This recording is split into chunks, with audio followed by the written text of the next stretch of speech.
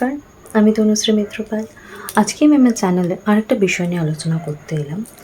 আমাকে অনেকেই প্রশ্ন করেছেন যে প্রেগনেন্সিতে যদি আমরা রেকি প্র্যাকটিস করি তাহলে সেটা কি কোনো রিস্ক ফ্যাক্টর আছে, বা প্রেগনেন্সিতে কি রেকি প্র্যাকটিস করা যায়, বা প্রেগনেন্সিতে কি রেকি অ্যাটিউনমেন্ট নেওয়া যায়।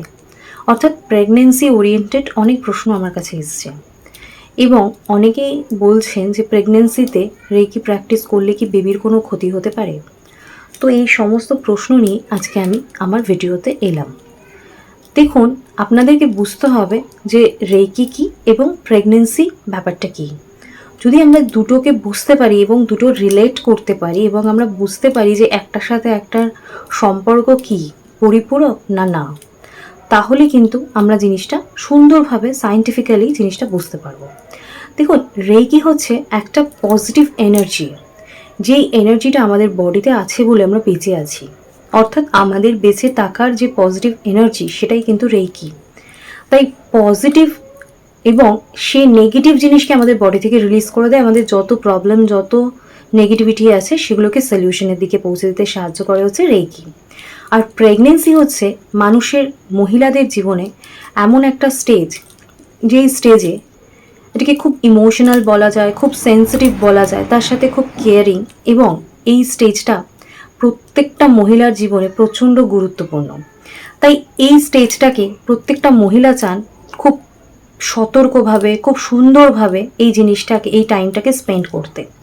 তাই যেখানে চলে আসছে অত্যন্ত সতর্কতা, যেখানে চলে আসছে অত্যন্ত কেয়ার, তার সাথে সাথে কিন্তু আমাদের স্ট্রেস, আমাদের টেনশন, তার সাথে সাথে কিন্তু আমাদের অ্যাংজাইটি, তার সাথে সাথে কিন্তু আমাদের ভয়, অনেক কিছু ফ্যাক্টর কাজ করে।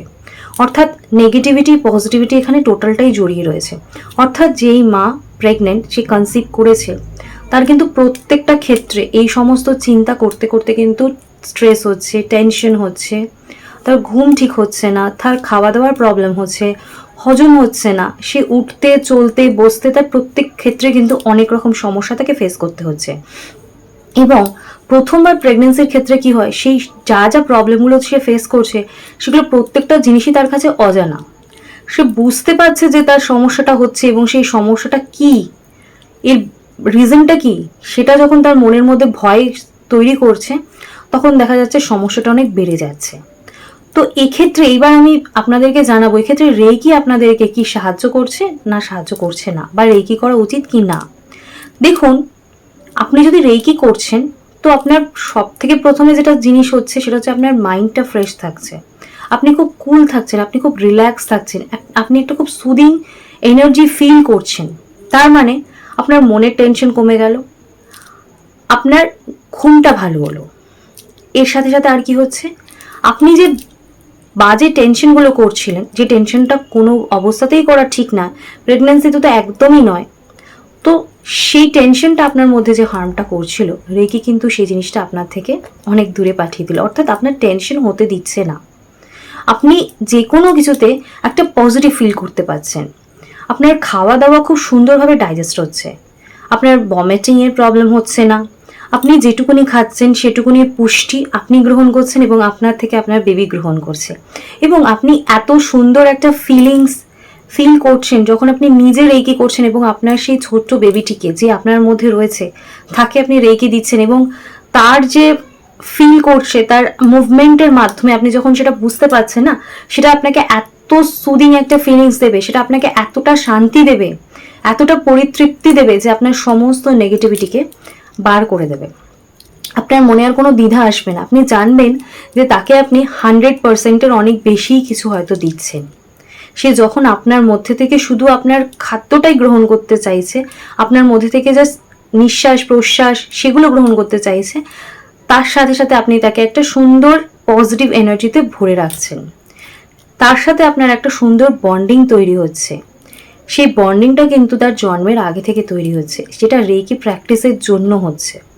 এবং দেখা যাচ্ছে আপনার মধ্যে যদি, আপনি যারা রেকি জানেন না, তাদের মধ্যে যদি কোনো ভয় থাকে, কোনো টেনশন থাকে, কোনো প্রবলেম থাকে, সেই প্রবলেমটাও কিন্তু সে পেয়ে যাচ্ছে মায়ের থেকে।